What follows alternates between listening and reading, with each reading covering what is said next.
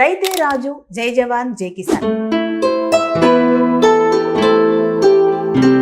ప్రభుత్వాల నుంచి మొదలుపెట్టి సామాన్య జనం వరకు కూడా ఒక చిన్న చూపు చూస్తాం. అలాంటి రైతులకు అండగా నిలుస్తున్నారు doctor సౌమిని Sunkara.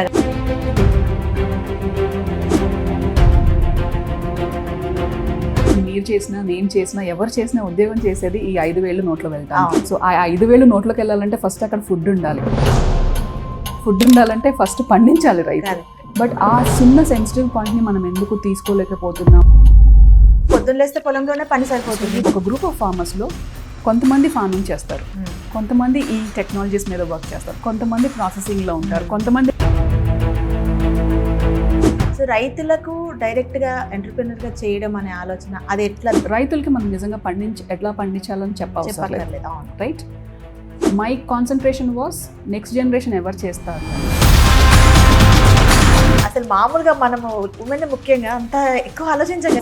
I don't agree to that అండి. ఆలోచించమని కదా, అందరం ఆలోచిస్తాము. డెలివరీస్కి బ్రేక్స్ ఉండవు మనకి, ఫీడింగ్ అప్పుడు ఉండదు, న్యూట్రిషన్ మనం తీసుకోము. But we're still human beings who is talking about that. So నేను considering all these factors I'm making like you still cook. Real estate పొలాన్ని బతకనియట్లేదు కదా, బెనిఫిట్గా ఉండట్లేదు అని పండించట్లేదు. పండించినప్పుడు డ్రై అయిపోతే, డ్రై అవ్వగానే ఏంటి, చదువుకొని కూడా వ్యవసాయం ఏంట్రా అనే.